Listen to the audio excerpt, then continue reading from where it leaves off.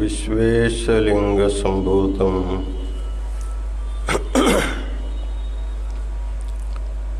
विश्वविद्या विबोधकम विश्ववंद्यम सदा वंदे विश्वाराध्यम जगद्गुरु।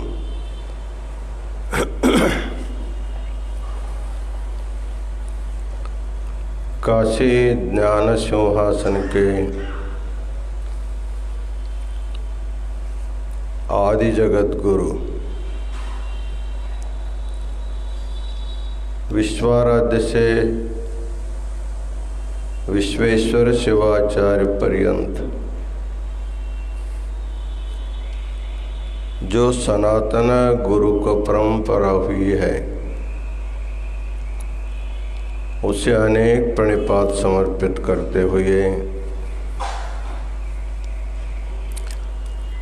इस पवित्र काशी क्षेत्र में लोक कल्याण के लिए ज्ञान महाकुंभ का आयोजन किया गया है।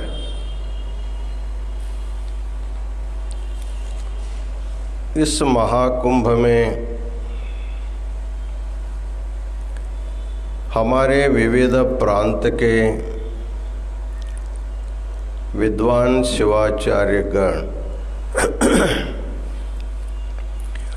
विविध शास्त्रीय विषयों के ऊपर अन्यान्य भाषाओं में अपना बहुमूल्य धर्म संदेश प्रदान करते जा रहे हैं। आज के इस महाकुंभ में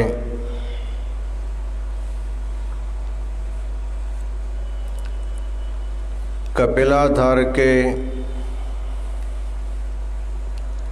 मनमत धाम के संस्थापक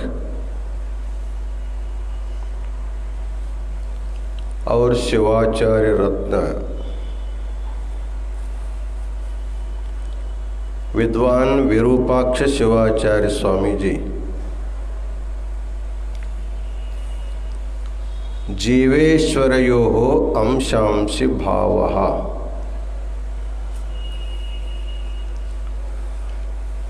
इस शास्त्रीय विषय को लेकर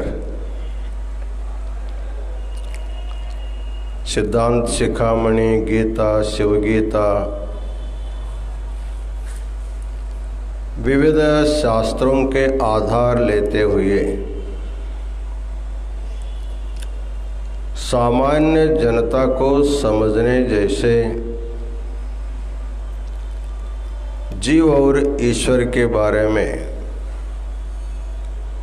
बहुत सुंदर धर्म संदेश दिए हैं। जगत गुरु विश्वाराध्य गुरुकुल के भूतपूर्व विद्यार्थी है। संस्कृत आदि भाषाओं में पांडित्य संपादन करके महाराष्ट्र, कर्नाटक, तेलंगाना आदि प्रदेशों में अपना धर्म संदेश कार्यक्रम निरंतर करते रहते हैं। ऐसे विद्वान शिवाचार्य आज काशीपीठ के ज्ञान महाकुंभ में उपस्थित होकर अपना अमूल्य धर्म संदेश दिए हैं। इसलिए उनको जगत गुरु विश्वाराध्य जी का अनंत मंगल आशीर्वाद प्रदान करते हैं। इसी प्रकार संपूर्ण चातुर्मास का अतिशय सुंदर सूत्र संचालन कर रहे हैं बार्शी दैवड़कर मठ के गुरुसिद्ध मणिकंठ शिवाचार्य महाराज जगतगुरु विश्वाराध्य गुरुकुल के प्राध्यापक एवं विद्यार्थी गण, मठ के समस्त सेवक वर्ग, आए हुए समस्त यात्रीगण और माताओं,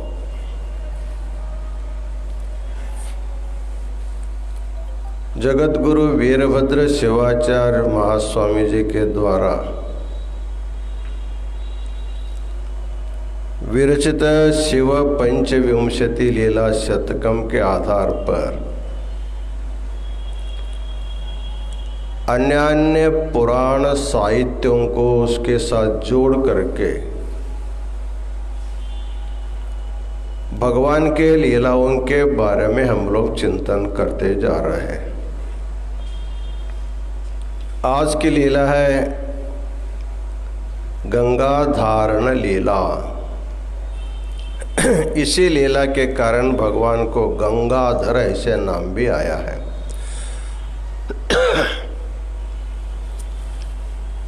भगवान के इस गंगा धारण लीला के पीछे बहुत बड़ा इतिहास छिपा हुआ है। इसमें एक सगर वंश का भी इतिहास इसमें हमको लेना पड़ता है। साथ ही साथ कपिल महर्षि के बारे भी हमको जानना पड़ता है, क्योंकि ये दोनों का संबंध इसके साथ होने के कारण पहले हम कपिल महर्षि के बारे में थोड़ा सा चिंतन करेंगे। भारत भूमि ऋषियों की भूमि है। बहुत बड़े तपस्वी दार्शनिक महर्षि हमारे देश में हो गए। उनमें सांख्य शास्त्र के प्रणेता महर्षि कपिल का इस गंगा धारण लीला में संबंध होने के कारण उनके थोड़ा सा चरित्र का थोड़ा सा सिंहावलोकन करेंगे संक्षेप से।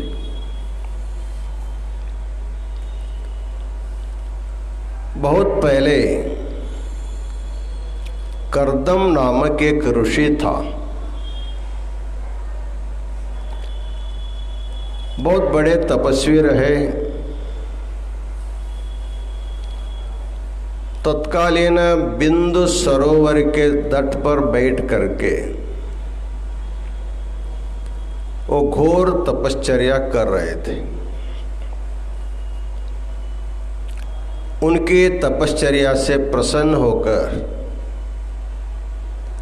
भगवान विष्णु उनको प्रत्यक्ष होकर के उनसे वार्तालाप करते हैं। तुम्हारा अनुष्ठान का तपश्चर्या का उद्देश्य क्या है, क्यों तपश्चर्या कर रहे हैं? उन्होंने कहा दुर्लभ जो मानव जन्म मुझे मिला है, इस मानव जन्म के सार्थक करना होगा तो सद्गति पानी पड़ेगी, मुक्ति पाना पड़ेगा। इसलिए मुझे संन्यस्त जीवन का आशीर्वाद दीजिए। मैं ऐसे ही सन्यासी हो करके, संन्यस्त हो करके, सर्वसंग परित्याग करके मैं तपश्चर्या करते करते आपके में मैं लीन हो जाऊं, ऐसी मेरी इच्छा है। भगवान विष्णु ने कहा सभी ऋषि महर्षि ऐसे संन्यस्त होकर के अपने स्वार्थ सिद्ध करते जाएंगे तो संसार कैसे चलेगा। इसलिए मेरी प्रबल इच्छा है तेरे पुत्र के रूप में मुझे जन्म लेना है इस संसार को तत्वज्ञान देने के लिए। इसलिए तुमको गृहस्थ आश्रम स्वीकार करना पड़ेगा। उन्होंने कहा मेरे लिए, मेरे स्वभाव, मेरे शील, मेरे चरित्र के अनुरूप ऐसा कन्या है क्या? उस समय भगवान विष्णु ने कहा है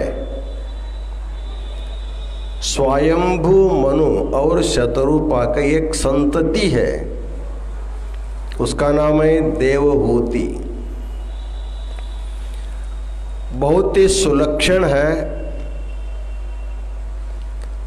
और आपके प्रभाव से प्रभावित भी है,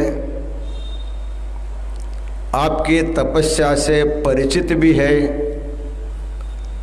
वह भी एक तपोमूर्ति है। उन्होंने अपने मन में आपके बारे में आपको बिना देखे, आपके प्रभाव, आपका चारित्र, आपका शील सुन करके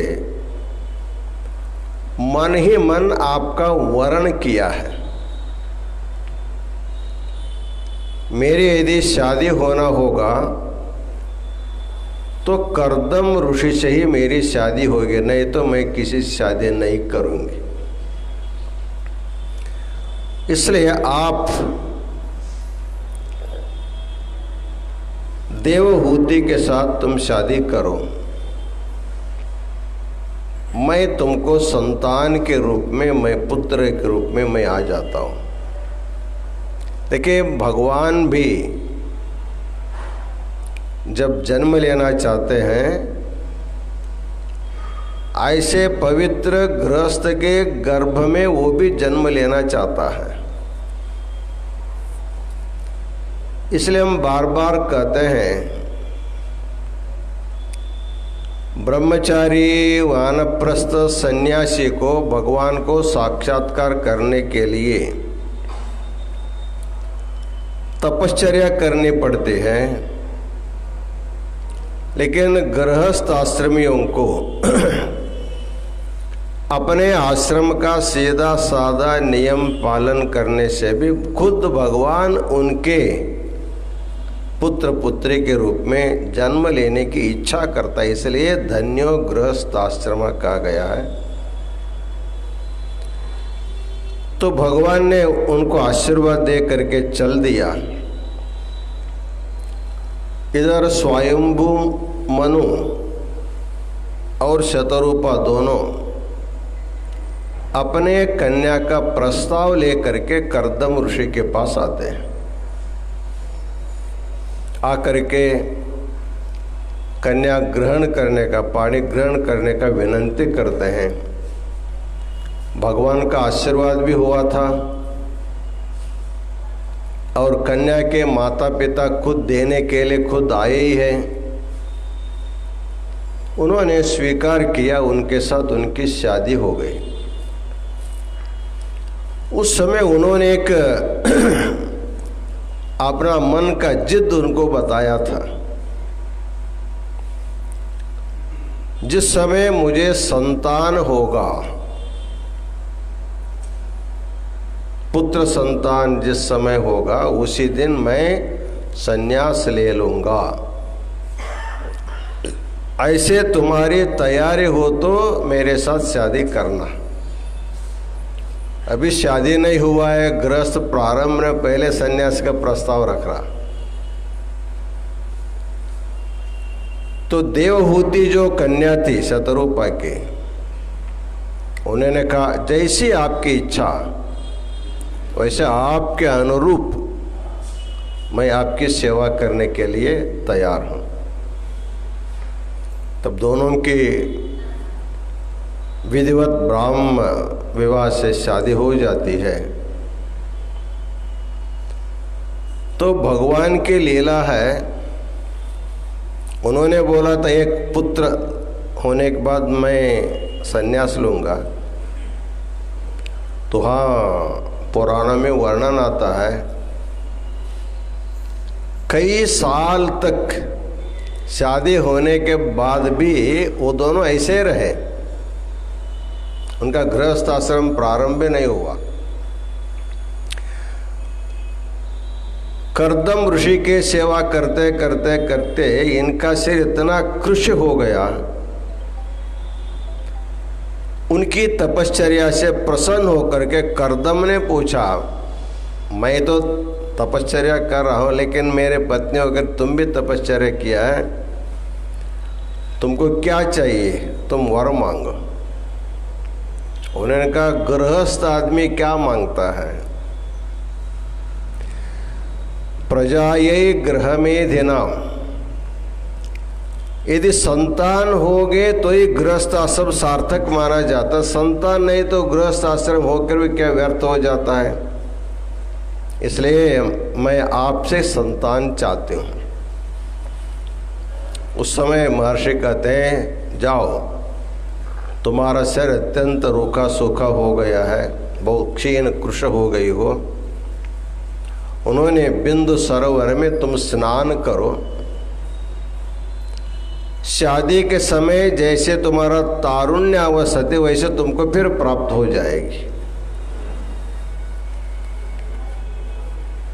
तो देवहूति बिंदु सरोवर में स्नान करते, वहाँ अनेक देवी देवता आकर के उनको आशीर्वाद देते, अलंकार करते, बहुत सुंदर वेश ले करके ऊपर आते हैं। तब इनका गृहस्थ आश्रम प्रारंभ होता है। तो कहा गया है कि एक नहीं दो नहीं, उनको एक के बाद 9 कन्या हो गई। उनका संकल्प था पुत्र दत्त जब होगा तब संन्यास लूंगा। 9 कन्याएं हो गई। उन्होंने भगवान विष्णु से प्रार्थना किया, भगवान मैं इस संसार में आना नहीं चाहता था, लेकिन आपने मुझे एक लालसा दिखाई कि मैं संतान के रूप में तेरे उदर में आऊंगा। एक के बाद एक 9 कन्याएं हो गई। इतना बड़ा संसार मेरा बढ़ गया, अब मुझे मुक्ति कैसे मिल सकती, तुम तो आए ही नहीं। तब भगवान ने कहा धीरज रखो, इसके बाद जो भी संतान होगा मैं ही आपके संतति के रूप में मैं आ जाऊंगा। तो कर्दम और देवहूति के 10वां पुत्र के रूप में कपिल महर्षि का जन्म होता है। तो इस प्रसंग से हमको मालूम होता है कपिल दूसरा कोई नहीं है, भगवान विष्णु ही, साक्षात विष्णु ही कर्दम ऋषि के संतान के रूप में, पुत्र रूप में वहाँ जन्म लिया था। इसलिए कपिल महर्षि को एक प्रकार देवता जैसे वहाँ उस समय वो मानते रहे। बाद में जब कर्दम ऋषि ने देखा संतान हो गया, मुझे संन्यास लेना है,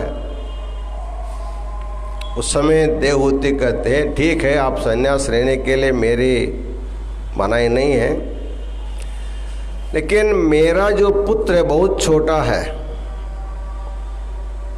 आप जाने के बाद मेरा संभालने के लिए मेरा पुत्र तो है लेकिन बहुत छोटा है, थोड़ा सा एक 8-10 साल का उनको होने दीजिए, तब तक उनको शिक्षा दीक्षा दीजिए, बाद में आप जाएंगे तो जाए, मैं मेरे पुत्र के साथ रह करके मेरे कन्याओं को मैं शादी करूंगी, सब मेरा संसार जो है सार्थक में करा लूंगी। उसके बाद कपिल 8-10 साल तक रहा, तब तक इनको पढ़ाया। बाद में कर्दम ऋषि संन्यास लेकर के चल देते हैं। तो देवहूति इन 10 बच्चों को पालन पोषण करते। कपिल से एक प्रश्न कहते हैं, देखो मेरा संसार इतना बढ़ गया है, मैं संसार के मोह माया में फंस गई हूं। तेरे पिताजी सारा संसार मेरे गले में डाल करके चल दिए, लेकिन मैं जा नहीं सकते। मैं इस संसार में रहते रहते मैं मुक्त कैसे हो जाऊंगी? मेरे मुक्ति का मार्ग तुम बताओ।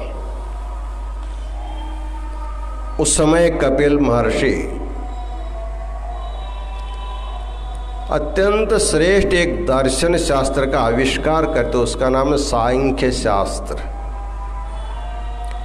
कपिल ऋषि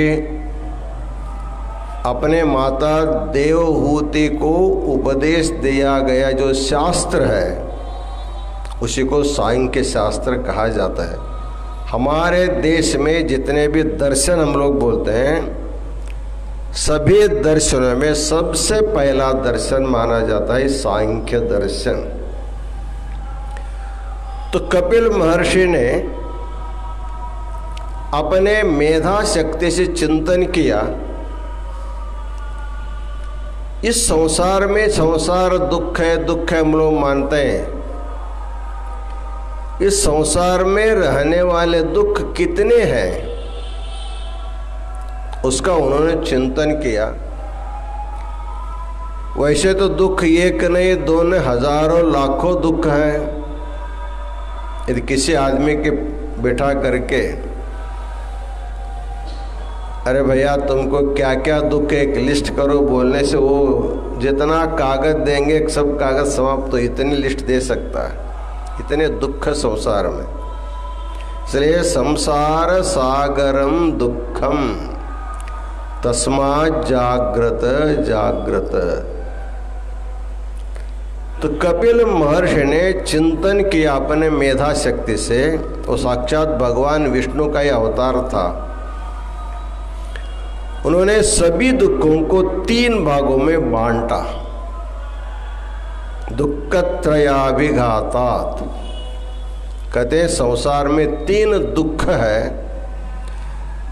तीनों दुख प्रत्येक जीवात्मा को निरंतर उनको पीड़ा देते रहते हैं, एक के बाद एक के बाद एक के बाद एक के बाद निरंतर दुखों से वो जीवात्मा घेरा हुआ रहता है। पहला है आध्यात्मिक दुख है, दूसरा है आदि भौतिक दुख है, तीसरा आदि दैविक दुख है। ये जो आध्यात्मिक दुख जिसको हम कहते हैं, उसमें फिर 2 भाग करते हैं। एक बाह्य आध्यात्मिक दुख है, दूसरा अंतरंग आध्यात्मिक दुख। हमारा जो स्थूल शरीर है, इस शरीर में रहने वाले वात पित्त कफ रूपी जो त्रिदोष है, इनके विकार के कारण, विषमता के कारण जो भी हमारे शरीर के लिए जो व्याधियां होती हैं, रोग हो जाते हैं, उसको कहते हैं बाह्य आध्यात्मिक दुख। अर्थात स्थूल शरीर में होने वाले जितने भी रोग हैं, उस सभी बाह्य आध्यात्मिक दुख में उनका समावेश किया जाता है। इसके बाद दूसरा है आध्यात्मिक दुख को अंतरंग आध्यात्मिक दुख। हमारे मन में उत्पन्न होने वाले काम क्रोध आदि अरिषड वर्गों के द्वारा जो मानसिक क्लेश उत्पन्न होता है, मनों में जो दुख उत्पन्न हो जाते हैं, उनको कहते हैं अंतरंग आध्यात्मिक दुख। राग द्वेषादि के द्वारा उत्पन्न होने वाले जो दुख है, उसको अंतरंग आध्यात्मिक दुख कहा जाता है। उसके बाद दूसरा है आदि दैविक दुख। दैवी विपत्ति के द्वारा, जैसे अतिवृष्टि हो गई, अनावृष्टि हो गई, भूकंप हो गया, ऐसे जो दैवी विकोप के द्वारा जो सबको जो दुख प्राप्त होता है, उसको आदि दैविक दुख कहा जाता है। और आदि भौतिक दुख, भूतों के द्वारा, भूत का मतलब प्राणी, किसी भी प्राणी के द्वारा यदि हमको दुख होता है तो उसको आदि भौतिक दुख कहा जाता है। इस प्रकार कपिल महर्षि ने अपने माता देवहूति के उद्देश्य करके, वो कहते हैं माता जी संसार में 3 दुख हैं। ये 3 दुख किस लिए होते? हमको विवेक नहीं होने के कारण दुख होते हैं। जिसको विवेक होता है उसको दुख नहीं होता। विवेक का अर्थ क्या है? हमारे जो आत्म तत्व है, और प्रकृति के साथ रह करके प्रकृति के जो भी गुण दोष है वो अपने में आरोप करके अपने में दुख का अनुभव करता है। इसलिए जो आत्मा है जिसको पुरुष कहा जाता है वो प्रकृति से वो अलग है, भिन्न है। अर्थात प्रत्येक व्यक्ति अपने आत्मा को अपने प्रकृति से भिन्न अर्थात विवेक जब समझ लेता है तब वो दुखों से मुक्त हो जाता है। इस प्रकार अपने माता को उद्दिष्ट करके कपिल महर्षि ने जो माता को ज्ञान का उपदेश दिया, उस ज्ञान को सांख्य कहा जाता है। सांख्य अर्थात ज्ञान। तो गीता में उसी को सांख्य योग के नाम से भी उन्होंने प्रतिपादन किया है। इस प्रकार कपिल ऋषि बहुत बड़े तपस्वी भी रहे और साथ ही साथ एक बहुत बड़ा दार्शनिक था। जब माता जी को उपदेश दे करके माता को मुक्त कराया, अपने माता को मुक्ति देने के माध्यम से संपूर्ण संसार को उन्होंने सांख्य ज्ञान प्रदान किया। उसके बाद कपिल महर्षि एकांत में बैठ करके तपश्चर्या में लग्न रहे, निमग्न हो गए। इधर उस समय सूर्य वंश में एक राजा था, सगर नामक एक राजा।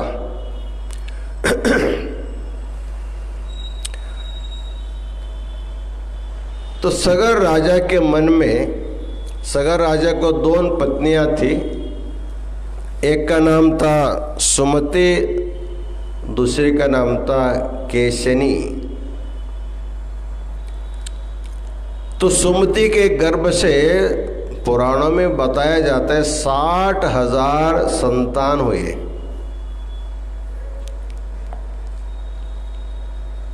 और जो केशनी थी उनको एक पुत्र था, असमंजस नामक एक पुत्र था। जब एक गृहस्थ को बहुत सारे संतान हो जाते तो उनके मन में उत्साह बढ़ जाता है, इतने मेरे पुत्र हैं, हर एक पुत्र बलशाली है, मैं इस लोक को जीत करके अश्वमेध याग करके 100 अश्वमेध याग करके इंद्र पद को क्यों न प्राप्त किया जाए। प्रायः तत्कालीन सभी राजा लोग इस लोक का सुखभोग करने के बाद उनकी इच्छा होती थी स्वर्ग जाने का, स्वर्ग का इंद्र पदवी प्राप्त करने के लिए 100 अश्वमेध याग करने की परंपरा थी।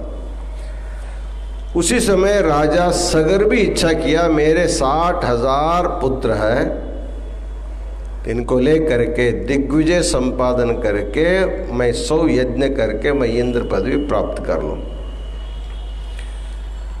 उसका जो दूसरा पुत्र था, असमंजस नामक जो दूसरा पुत्र था, उन्होंने कहा तुम्हारे जो बेटे हैं 60,000 ये बुद्धिहीन है, विवेकहीन है, दुरहंकारी है।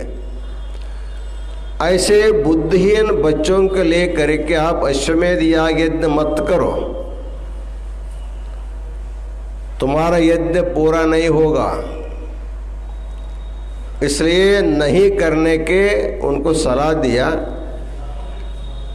लेकिन राजा ने जब नहीं माना तब इन्होंने राज्यभार छोड़ करके तपश्चर्या करने के लिए चला जाता है। इधर राजा को अपने पुत्रों के ऊपर जो अहंकार था, उन्होंने यज्ञ प्रारंभ किया। एक के बाद एक यज्ञ करते करते 99 यज्ञ पूर्ण कर दिया। अब अंतिम 100वां यज्ञ करना था। संबरवा यज्ञ प्रारंभ करना था। उस समय एक यज्ञ का जो अश्व होता है उसको देख करके पूरे भूमंडल पर दिग्विजय संपादन करते करते आगे अभी एक रात एक जगह पर रुके रहे। सगर के 60,000 पुत्र यज्ञ घोड़ा को लेकर के, किसी ने उनके यज्ञ घोड़ा को रोका नहीं। कल अपने राजधानी को पहुंचना है, यज्ञ प्रारंभ करना, 100वां यज्ञ पूर्ण करना था। इधर जो इंद्र था, देवेंद्र, उनको भीति होने लगी। अरे एक यज्ञ पूरा करेगा तो मेरी कुर्सी खाली करनी पड़ेगी, तो किसी न किसी ढंग से इनका यज्ञ पूर्ण नहीं होना चाहिए, ऐसे कुछ न कुछ विघ्न बाधा डालना चाहिए। तब नारद का कुछ सलाह सुन लिया। सुन करके वो लोगों ने विचार किया इस घोड़े का अपहरण करेंगे। तो रात में सब लोग डेरा डाल करके सोए, घोड़ा बांध करके। उस समय इंद्र जो है अपना वेश बदल करके आया, सबको अपने माया जाल से सुला दिया और उस यज्ञ का घोड़ा को ले करके चल दिया। सोचे इस घोड़े को कहाँ छिपाना है।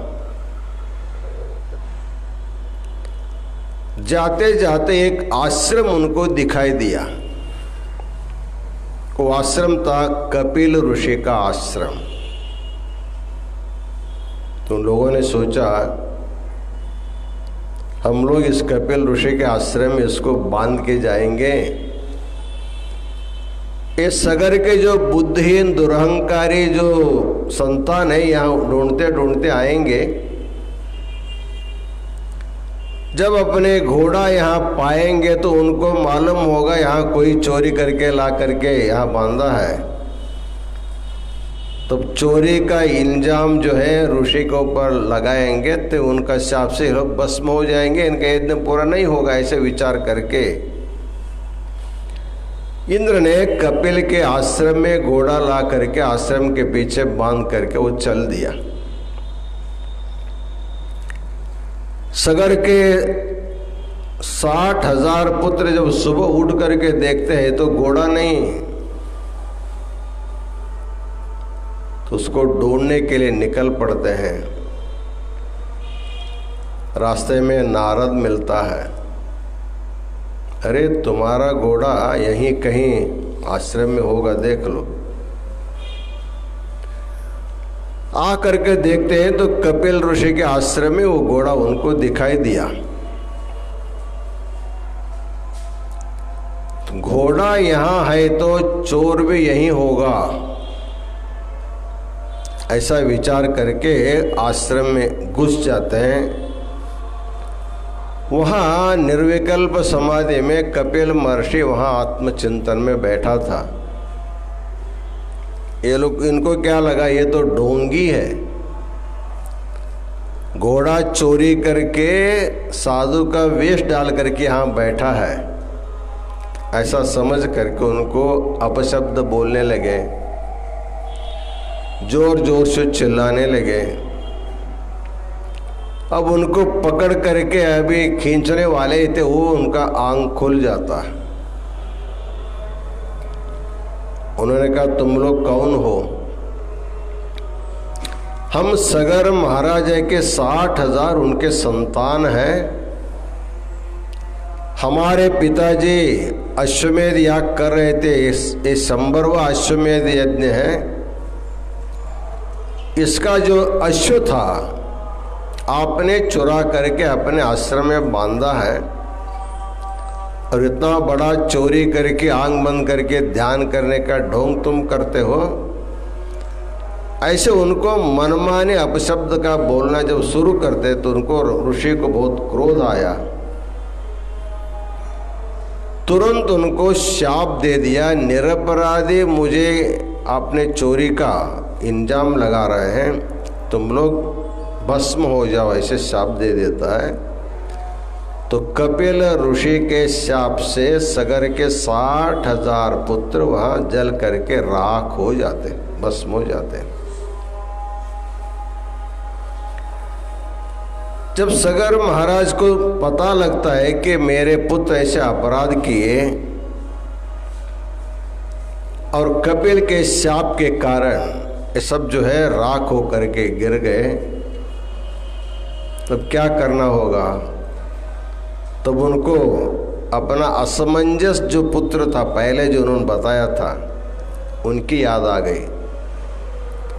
उनको ढूंढते ढूंढते सगर महाराज असमंजस के पास गए। वो भी साधु वेश में तपश्चर्या कर रहा था।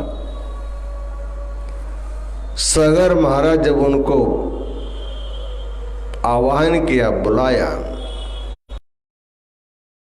लेकिन आज कपिल ऋषि के शाप से मेरे 60,000 पुत्र भस्म हो गए हैं, मेरा यज्ञ भी अधूरा हो गया, इसलिए तुम्हारी सहायता के लिए मैं आया हूँ, तुम कुछ तो कुछ करो। उस समय असमंजस जो है कपिल ऋषि के आश्रम में जाता है, जा कर के अपने विनंती करता है, भाइयों की गलती के लिए उन्होंने क्षमा मांगता है। मेरे पिताजी अश्वमेध याग करने के लिए ये व्यवस्था किया था, लेकिन ये उपद्रवी लोग आपको तकलीफ दे करके ऐसे वो भस्मीभूत हो गए, इसलिए उनके उद्धार होने का आप उपाय बताइए। कपिल ने कहा, ये तो जीवित तो नहीं होंगे, लेकिन इनका उद्धार होने का एक ही मार्ग है,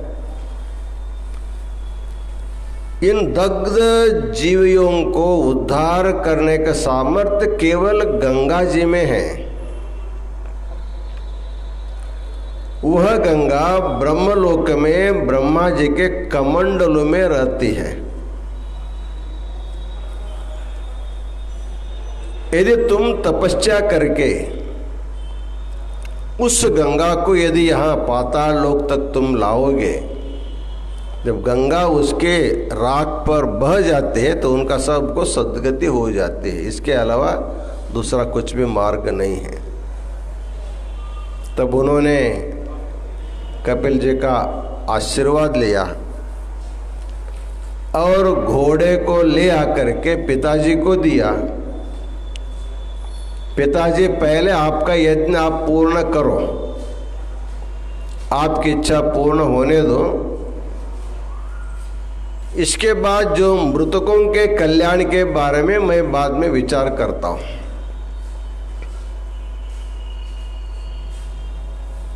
तब उन्होंने यज्ञ पूरा किया। उसके बाद असमंजस तपश्चर्या किया। तपश्चर्या करते करते वो भी सद्गति को प्राप्त किया। उसके बाद उसका पुत्र था अंशुमान, वो भी तपश्चर्या किया, सद्गति अपने पूर्वजों को सद्गति के लिए। उनसे भी गंगा जी का प्रसन्नता नहीं हुई। उनका पुत्र दिलीप नामक राजा आया, वो भी तपश्चर्या गंगा के लिए, उनसे भी कुछ नहीं हुआ। उसका पुत्र आया भगीरथ। तो भगीरथ ने सोचा 3 पीढ़ी से हमारे वंशज जो है गंगा लाने के लिए प्रयत्न किया, लेकिन गंगा जी लाना किसी से संभव नहीं हुआ। लेकिन मैं जब तक गंगा जी को नहीं लाऊंगा तब तक मैं लौटूंगा नहीं करके वो हिमालय में जा करके तपस्या करने के लिए बैठता है।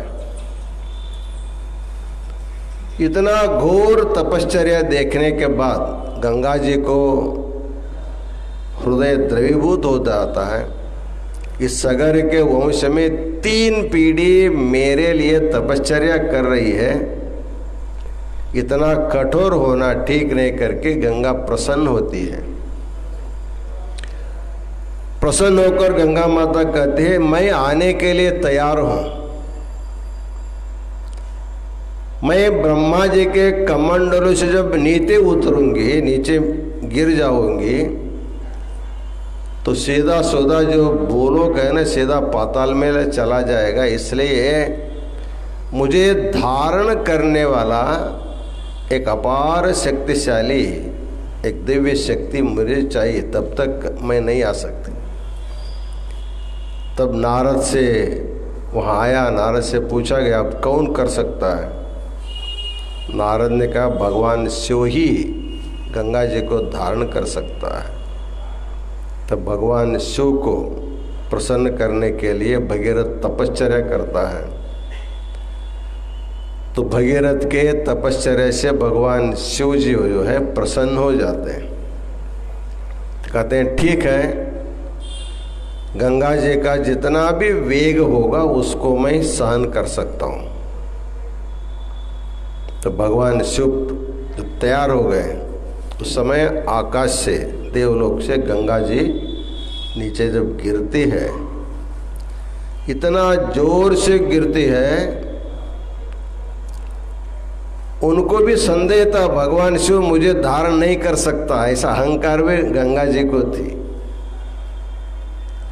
लेकिन भगवान ने अपने मस्तक इतना विशाल करके पूरे जटा में गंगा जी को पूरा बांध करके रख दिया, एक बूंद भी जमीन पर नहीं छोड़ा। तो भगीरथ ने कहा रे, मैं जिसके लिए गंगा को अपने पूर्वजों लाने के लिए तपश्चर्या किए भगवान, आप अपने जटा में बांध के रखेंगे तो मेरे पूर्वजों का उद्धार कैसे होगा? उस समय भगवान शिव ने अपने जटा से एक धारा, छोटी सी एक धारा को छोड़ते हैं, वो गोमुख में गिरता है। आजकल हम लोग जो गंगोत्री जो कहते हैं, अर्थात गंगा जी का जो उगम स्थान जो कहा जाता है, गोमुख भी कहते हैं, गंगोत्री भी कहा जाता है, वहाँ वो गिरती है। इस प्रकार भगीरथ के द्वारा स्वर्ग में रहने वाली गंगा को भगीरथ अपने तपश्चर्या के कारण उसको भूलोक में लाने के कारण उसका नाम होगा भागीरथी। भगीरथ के द्वारा लाया गया, उसका नाम हो गया भागीरथी।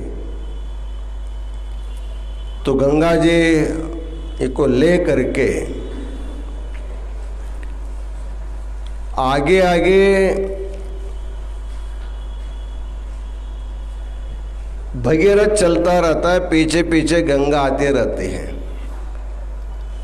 बीच में जन्नू महर्षि का आश्रम होता है। तो जन्नू महर्षि के आश्रम में पूरा घुस जाने के बाद जन्नू महर्षि उसको पूरा पी डालता है। आगे जा कर के देखते हैं तो गंगा गायब हो गई। फिर उन्होंने वापस आया है महर्षि के पास, महाराज जी मेरा गंगा जी कहाँ चली गई? उनका बिना बताए इतना जोर से आने के बाद मैं क्या करता हूँ, मैं उसको पी डाला। तब भगीरथ के प्रार्थना के अनुसार जन्नू महर्षि अपने कान से उसको छोड़ता है, तब उसका नाम होता है जाह्नवी। जन्नू महर्षि के कर्ण से निकलने के कारण गंगा जी का नाम जाह्नवी होता है। इस प्रकार उसको लेते लेते गंगा जी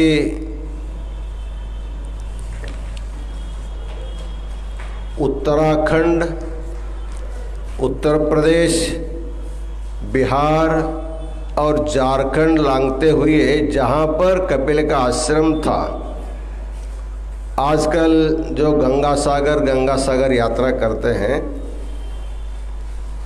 तो गंगा जी जहाँ पर जा करके सागर को मिलती है वहीं जो है कपिल का आश्रम था। तो गंगा जी के प्रवाह से सागर के 60,000 पुत्रों का उद्धार हो गया। बाद में गंगा जी सागर में मिल जाते हैं। इस प्रकार गंगोत्री से गंगा सागर पर्यंत 2500 से ऊपर किलोमीटर तक 5 राज्यों में बहती बहती गंगा सागर में मिलते हैं। इसमें अनेक तीर्थ क्षेत्र बन जाते हैं।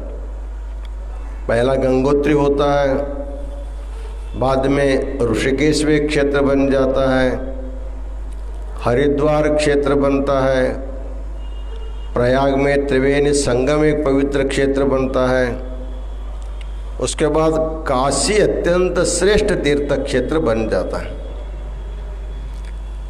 गंगा जी गंगोत्री से गंगा सागर पर्यंत 2-3 हजार किलोमीटर जो प्रवास करते उसमें केवल काशी में उत्तर वाहिनी है, कहीं भी उसकी उत्तर वाहिनी नहीं है। इसलिए कहा जाता है नदियां जहां पर पश्चिम वाहिनी और उत्तर वाहिनी होती है वहां दिव्य क्षेत्र बन जाता है।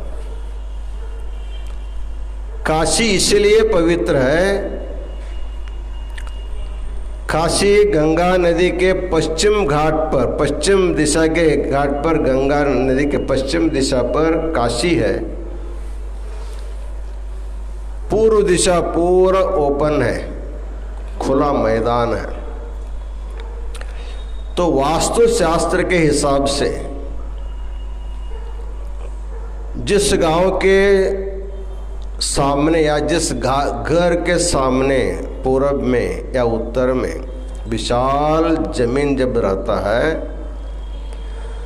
और उस समय उत्तर वाहिनी यदि जल बहती है, वहाँ ज्ञान की अभिवृद्धि होती है।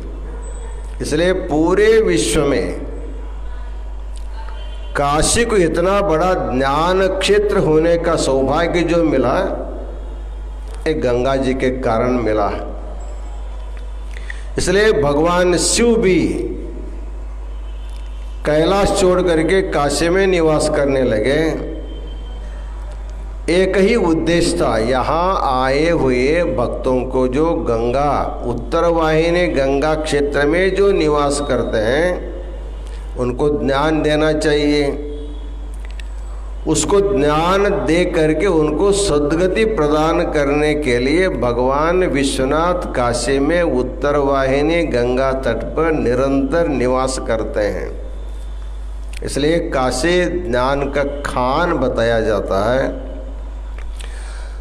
और भगवान शंभु जो है सभी को ज्ञान प्रदान करते हैं और माता अन्नपूर्णा सबको अन्न प्रदान करते हैं। प्रत्येक जीवात्मा को चाहिए क्या? भूख लगने पर अन्न चाहिए और मानसिक शांति के लिए ज्ञान चाहिए। इसलिए काशी जो है अन्न क्षेत्र भी है और ज्ञान क्षेत्र भी है। इस प्रकार का ज्ञान क्षेत्र होने का जो सौभाग्य काशी को मिला, वो गंगा जी के कारण काशी को इतना बहुत बड़ा महत्व मिला। इसलिए हमारे देश के सभी नदियों में अत्यंत पवित्र श्रेष्ठ नदी हो गंगा ही लिया जाता है। इसके लिए कारण भी शास्त्रीय कारण है। प्रायः बारिश के दिनों में जब नदियों में बाढ़ आ जाती है, उस समय शास्त्रकार कहते हैं नदियों के लिए उस समय रजस सूतक होता है। उस समय नदी में स्नान करना निषेध किया गया है। बारिश के दिनों में जब नया पानी आती है उसमें मिट्टी भी रहता है, कचरा भी रहता है। ऐसे पानी में उसमें नहाना नहीं चाहिए, क्योंकि उसको नदी का रजस सूतक माना जाता है। लेकिन गंगा नदी के लिए रजस सूतक नहीं है। कारण क्या है? ये भगवान शिव के मस्तक पर भगवान ने जो धारण किया और भगवान शिव के मस्तक से भूमि पर आने के कारण, सदा शिव संबद्ध होने के कारण गंगा सूतक वर्जिता। इसी का उदाहरण दे करके वीरशैव धर्म में भी कहते हैं, हमारे धर्म में जो दीक्षा स्त्री पुरुषों के लिए जो समान माना गया है, तो किसी भी सूतक आने पर, विशेष रूप से रजस सूतक आने पर, प्रसूति का सूतक आने पर स्त्रियों को सूतक नहीं माना जाता लिंग पूजा के लिए, क्योंकि जैसे गंगा शिव संग होने के कारण सूतक वर्जित है, वैसे लिंगांकिता नारी सदा सूतक वर्जिता। जिस नारी के शरीर पर सदा इष्टलिंग रहता है, उस नारी को भी सूतक का दोष नहीं होता है। इसलिए भारत देश के सभी नदियों से सबसे श्रेष्ठ जो अत्यंत पवित्र नदी जो है गंगा मानी जाती है। कहते हैं गंगा पापम, कितना भी बड़ा पापी होगा, गंगा स्नान करने से वो सारे पापों से वो मुक्त हो जाता है। यहाँ तक कहा गया है कि स्नान करने से ही नहीं, दर्शन करने से भी उनके पाप मुक्त हो जाते हैं। गंगे तव दर्शनान मुक्ति ही, इतना ही नहीं, गंगे तव स्मरणान मुक्ति ही। यदि किसी को गंगा तट पर आना संभव नहीं हुआ, गंगे गंगेत यो ब्रूयात योजनानां शतैरपि मुच्यते सर्व पापेभ्यो नास्ति नास्त्यत्र संशयः। कोई भी व्यक्ति कहीं भी बैठा हो, गंगा तट तक आना संभव नहीं है, गंगा देख नहीं सकता है, लेकिन गंगा शब्द का उच्चारण तो कर ही सकता है। गंगा गंगेत यो ब्रूयात, हजारों हजारों किलोमीटर दूर बैठ करके गंगा गंगा स्मरण करेगा तो भी उनके सारे पाप जो है नष्ट हो जाते हैं।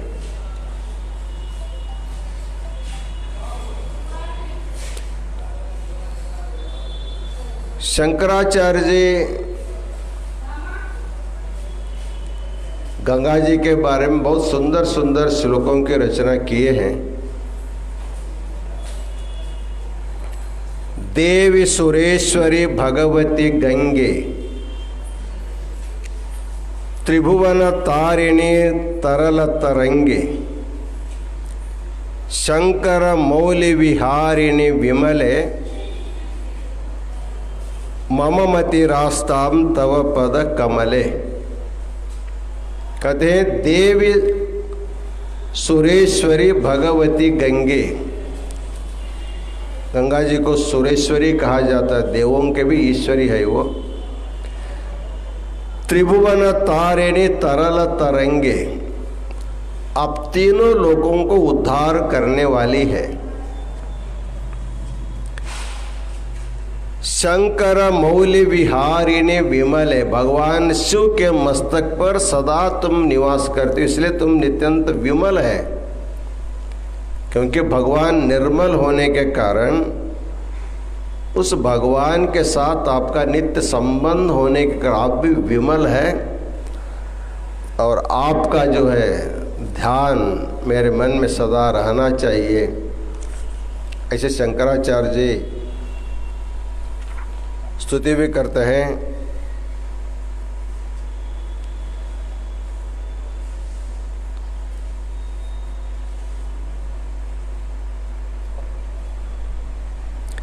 येषां हृदये गंगा भक्ति तेषां भवति सदा सुख मुक्ति। कहते हैं येषां हृदये गंगा भक्ति, जिस व्यक्ति के हृदय में गंगा के प्रति नितांत भक्ति है तेषां भवति सदा सुख मुक्ति ही।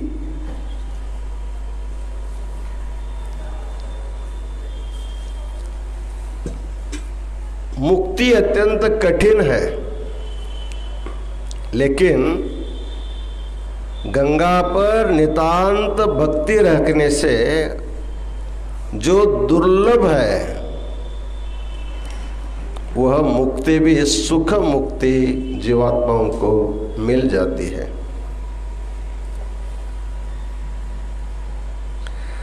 भागीरथ्या समम तीर्थम नास्ति वै भुवनत्रये। पद्म पुराण में कहते हैं भागीरथ्या समम तीर्थम। भागीरथी गंगा के जैसे तीर्थ, अर्थात जीवात्माओं को संसार से तारण करने वाला तीर्थ दूसरा कुछ भी नहीं है। तीर्थानाम परमम तीर्थम नदीनाम परमा नदी। कूर्म पुराण में गंगा के बारे में बताते हैं तीर्थानाम परमम तीर्थम, तीर्थों में सबसे बड़ा तीर्थ भी है नदी नाम परमा नदी। जितने भी नदियां हैं उनमें सबसे श्रेष्ठ नदी गंगा है। इसलिए गंगा के बारे में और काशी के बारे में, भगवान शिव के बारे में जितने भी पुराण साहित्य है, महर्षि व्यास के द्वारा रचित जितने भी पुराण हैं,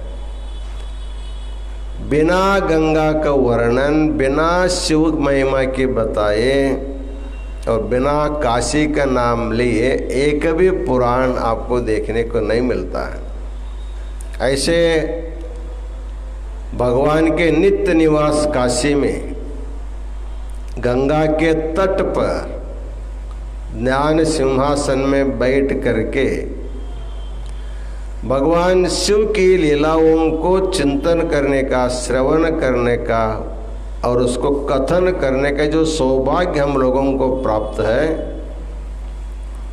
अनेक जन्मों का पुण्य इसको हम लोग मानते हैं। इसलिए भगवान गंगाधर जो है, देखिए भगीरथ ने प्रयत्न किया, प्रयास किया,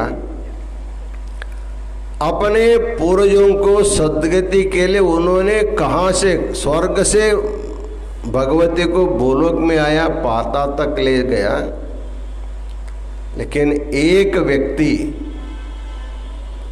परिश्रम करने से उनका परिश्रम का पवित्र फल अनंत काल तक जनता को मिल रहा है। गंगा भूलोक में आने के कारण भूमि सुजलाम सुफलाम भी हो गई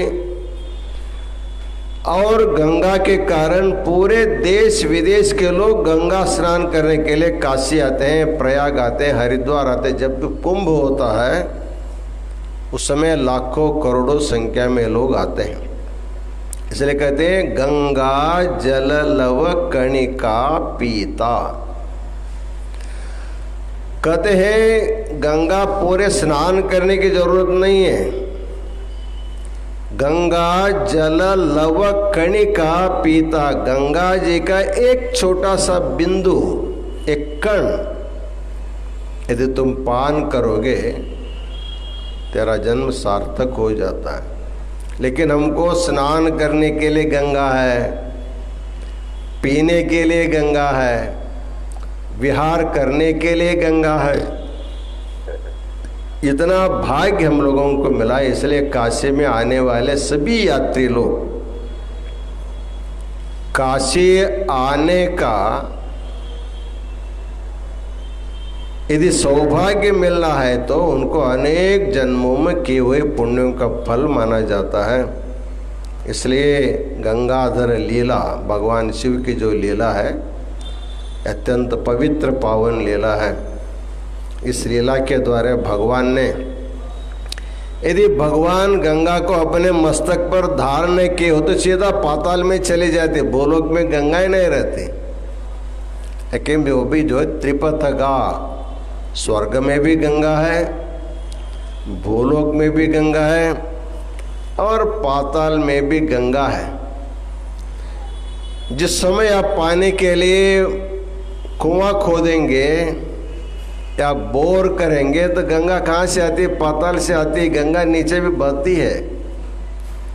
जब कुछ दिन पहले हम लोग जंगमवाड़ी मठ में बोरवेल हम लोग बना रहे थे, उस समय बहुत अच्छे प्रसन्नता से गंगा जी ऊपर आ गए, पाताल गंगा। इस प्रकार पाताल में भी गंगा है। जिस समय बारिश नहीं होता, पानी का अभाव होता है, किसानों को खेत के लिए पानी नहीं मिलता, उस समय बोर लगा कर भी हम लोग पानी लेते तो पाताल से गंगा हमको मिलती है। जमीन पर गंगा है, स्वर्ग में गंगा, इसलिए बारिश के रूप में गंगा नीचे आ जाती। इसलिए गंगा त्रिपथ गा है, स्वर्ग में है, भूलोक में है, पाताल में है। गंगा पवित्र नदी है, गंगा जीवन नदी है। गंगा है तो हमारा जीवन है, गंगा नहीं है तो हमारा जीवन समाप्त हो, क्योंकि जीवनम सलिलम जलम, पानी ही जीवन है और पानी का एक उत्कृष्ट रूप हम लोग गंगा मानते हैं।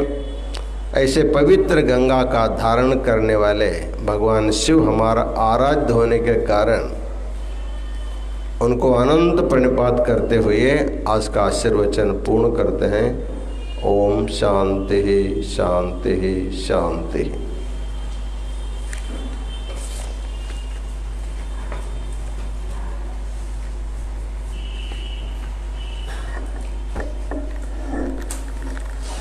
जय मंगलम जय हर नमः पार्वती पतये शिव हर हर हर महादेव हर। श्री विश्वाराध्याय मंगलम शिव विश्वैकपालाय मंगलम। श्री विश्वाराध्याय मंगलम शिव विश्वैकपालाय मंगलम।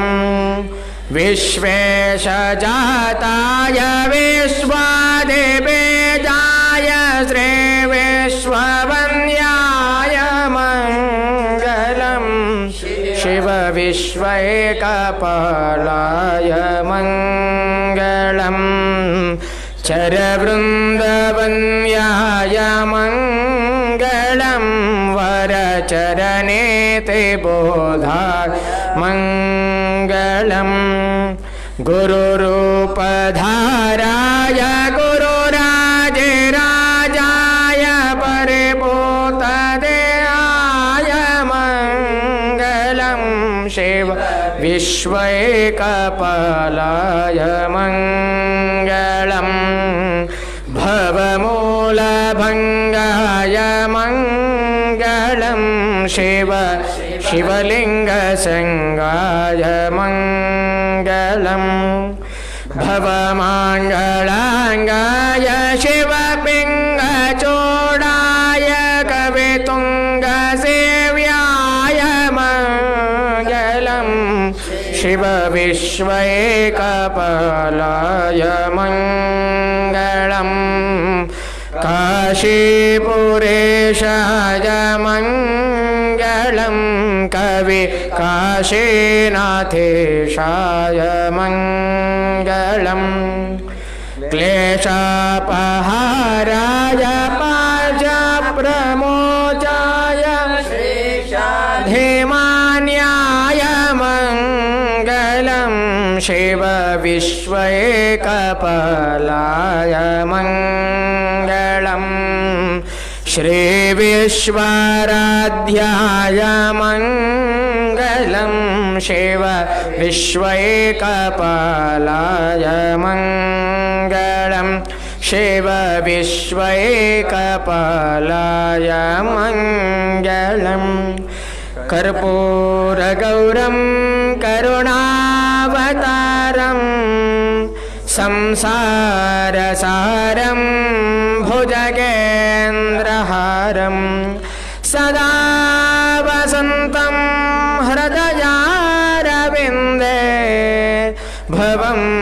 भवानी सहितं नमामि सानन्दमानन्दवने वसन्तम् आनन्दकन्दं हृतपापवृन्दं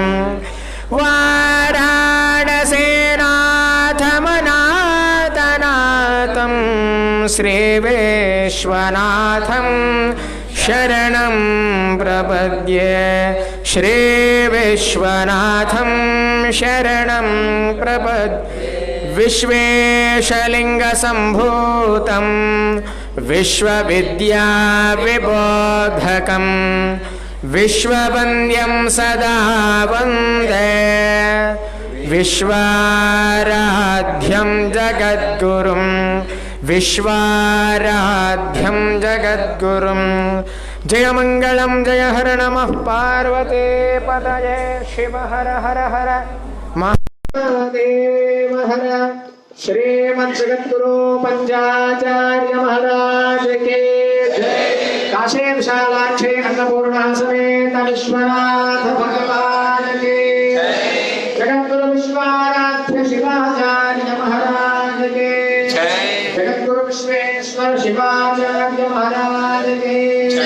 जगद्गुरु चंद्रशेखर शिवाचार्य महाराज के जय। समस्त साधु संत महाराजों के जय। मानव धर्म के मानव धर्म के धर्म निंदले विश्व के शांति धर्म निंदले विश्व के शांति वंदे विश्वाराध्यं वंदे पंचाचार्यान् जय मंगलम जय हर नमः हर ओम सहस्रशीर्षा जय